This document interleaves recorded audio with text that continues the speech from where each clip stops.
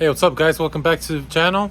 And in this video, we're right here. My brother's in it. I have the little headlight going on, so that means we're working on something. Been a long time coming. You know, I've been missing out on a couple videos, but you know, been busy here and there. We're back at it. And this time, we're back at it with this motor again. We got time today. If you guys remember, it's been a while. I mean, let's just go straight in it right here. We got the LS engine still on the engine stand. And right there for this car right here. And this car, this parts car, where is it? This parts car right here. So we're actually gonna be working on this engine, getting it ready finally. It's been what, like a year? But it's time to go at it again. So hopefully by the end of this video, this motor will not be no longer this engine stand. It'll be in that hoist right there. More closer to, you know, slapping it on, hopefully. It'll be at least this much closer to completion today. At least. Because it's been on pause for too long now. And we really want to get that car up and running ASAP. Alright, so the first order of business, we took off the valve covers here. Because I did remember that I never installed the valve cover gaskets. So we took off the valve covers and to see the inside, see if there was no like rust or anything like that. Luckily, we're still good. And I just decided to hit it with some valve train assembly spray, just to get everything lubed up. Now that everything's lubed up, we're gonna go ahead and install the valve cover gaskets. Let's check them out to see if we still have it. Funny story with these gaskets, I do have the gasket kit, but since it's been a while, I pretty much just left them out in the open, in the elements. Rain happened, got wet, decided to throw them in here. We just took them off this black bag right here. And we're actually gonna see right now in what condition they're in. Since as you can see, the cardboard is it was wet at one point. Hopefully, oh man, it's pretty disgusting here. All right, but it looks like we are good with the valve cover gaskets, at least. Everything else, luckily most of these things are rubber. These exhaust manifold gaskets got a little surface rust on them, but we should be able to use them. Or if not, let me know down in the comments. But for now, looks like these valve cover gaskets are good to go. So that's good. Everything seems good. Everything seems to be here. Pretty straightforward. We just kind of push them down. They do have a side, so just make sure they go based off of these dents right here. It doesn't really need any RTV or anything. It's literally just push them into the groove here. That's it all the way in. Now we're doing the other side right here, along with the oil cap. Same thing. Make sure it goes all the way into the groove. So now that we have the valve cover gaskets in, they're pretty much ready to install, so let's go ahead and install them. So before we do install them, I do have to note that these grommets you can replace, and I'm actually gonna replace one just to show you guys. And I took it out, which is this is the old one, kind of cracked.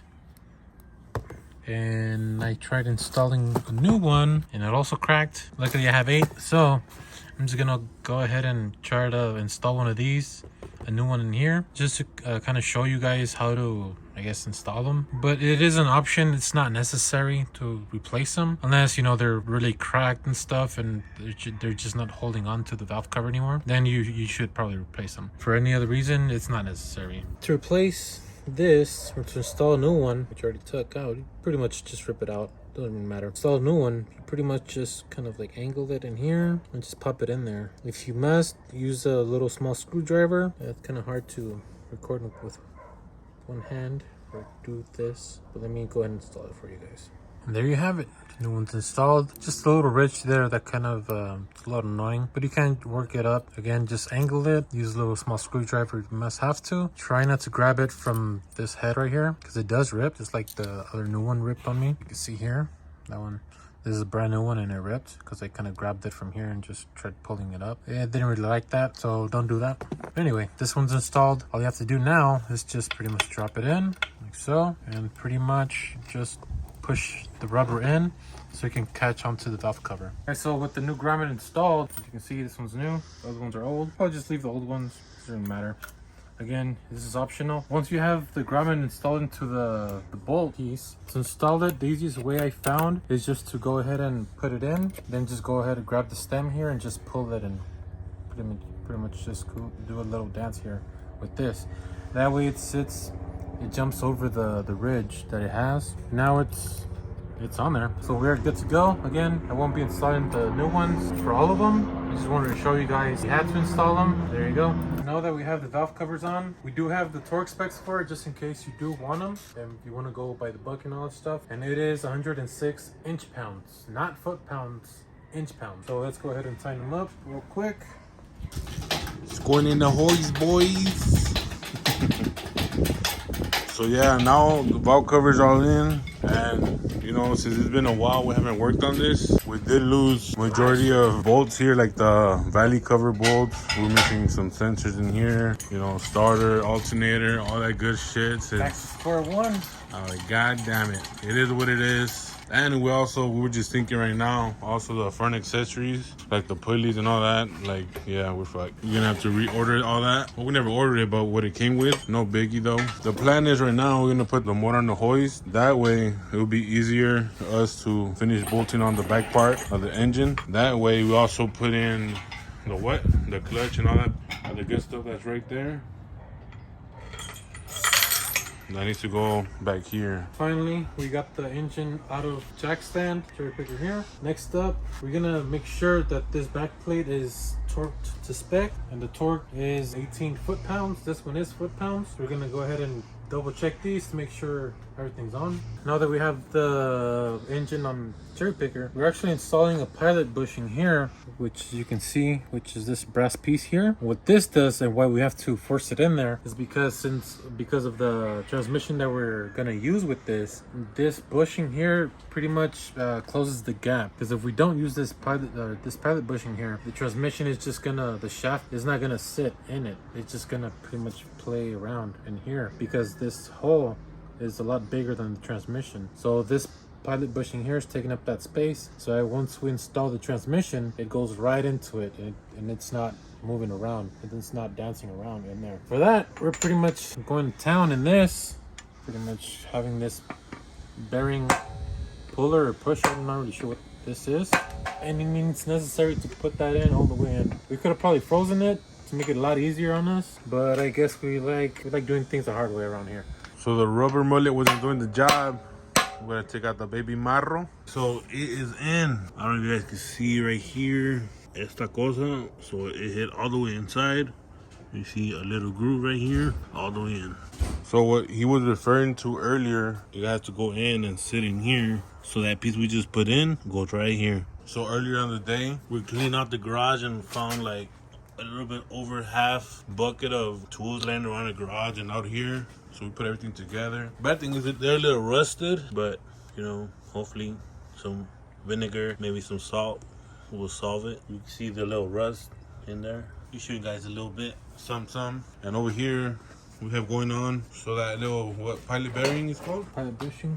Bushing, bearing. So we got the pilot bushing in. Now we're installing finally the flywheel. Disregard all this, but gotta cleaned it up a little bit. When he ordered it, it was brand spanking new, kind of like this right here.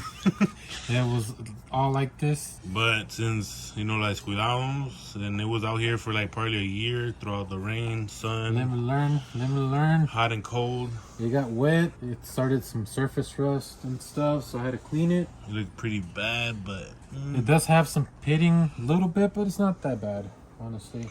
But it should be functional still. Yeah. Just a little, it doesn't look nice, but it's one of those pieces that you'll never see. So yeah, we're adding some of that thread thing on the bolt. Thread locker. We really want to get this thing running, but we know it takes time and patience to stay consistent. So I put thread locker on the bolts already. They're just hand tight. Before I go ahead and tighten these, I went ahead and put the flywheel holder here, so hold on to the teeth, because I am gonna tighten this and I don't want it moving around. Basically just these two bolts here where the starter goes. No big deal here. It's just hand tight just to hold this in place. Now that we're ready to tighten these up, they do have a sequence, which is basically a start pattern. This is the first one, second, third, fourth, fifth, sixth. First pass we're gonna do, it's gonna be timed to 15 foot-pounds. The first pass. After that, it's gonna be 37 foot-pounds, and the last one is going to be 74 foot-pounds. So there's going to be 3 phases: 15, 37, and lastly 74 foot-pounds. Alright, pues eso ya quedó ahí, torqued down and everything. Moving on to the clutch part. But we have the clutch over there. There's the pressure plate. Again, because we left it on the elements. Like for a couple months, years. Cardboard got stuck. It rained. It got a little wet, I'm assuming. So it does have surface rust. So estar nuevo valió madre. Yep. Live and learn, live and learn. So now we have to do something here. Hacerle una maniobra aquí to get it as pretty much as rust free as possible. That way we can go ahead and put the clutch in. You see the other side? También the other side. I mean, this backside doesn't really matter. But this is all like tape. No, we had tape with glue. I think that's glue. It's the adhesive that the cardboard had. So it's like little pieces of cardboard just glued onto there, basically. Qué feo. Fuck. It was brand new. Brand damn new. Bam. A limpiarlo, no hay pedo. Nothing a little rough esponjita and some sandpaper can't figure out. So that's the final result right there. A lot better than how it was, but not better than how it came. Now that the flywheel's on, I'm gonna go ahead, finally take out this clutch. What we're gonna do now is prepare this. I have a little lubricant here that I have to get to. There's a little bit of rust, but we're good. All right, so this is the new clutch here. Damn. Shit, we thought that one got saved. We thought this one was good, but again, it got a little wet. So like the cardboard basically just fucking bonded on here. Let's see if we can peel some of this off. This does suck, but it's probably not enough for me to justify buying another one. This is literally brand new. Learn from my lessons. All right, guys. So I did kind of clean it up a bit. I didn't want to go too brash over here, but it is looking a lot better than how it was. I had some a little bit over here as well. So we're gonna go ahead and sand it. So before I put it on, I actually have to lube up the splines, which is with this little lube that it came with. Go to town on it. All right, now that we lubed up the splines, we're pretty much just ready to install it.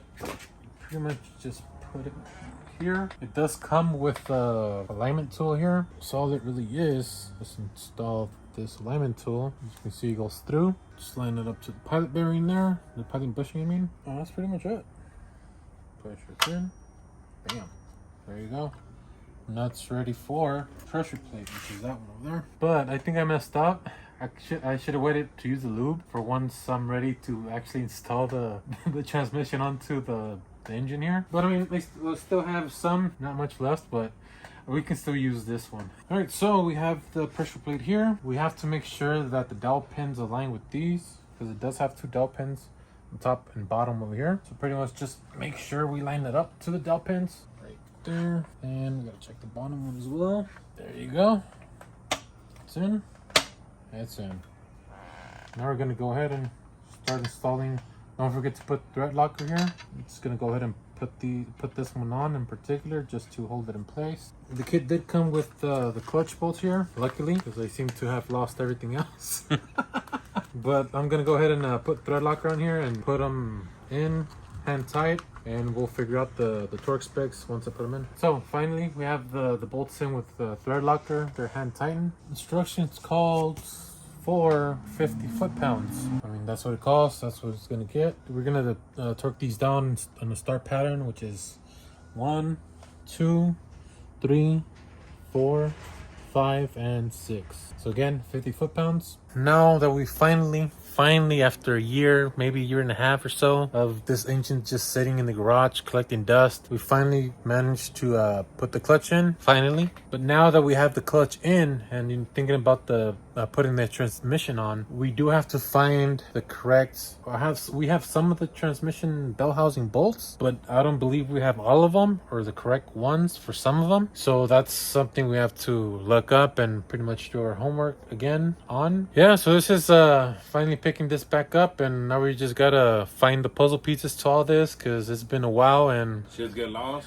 Yeah, a lot of shit got lost.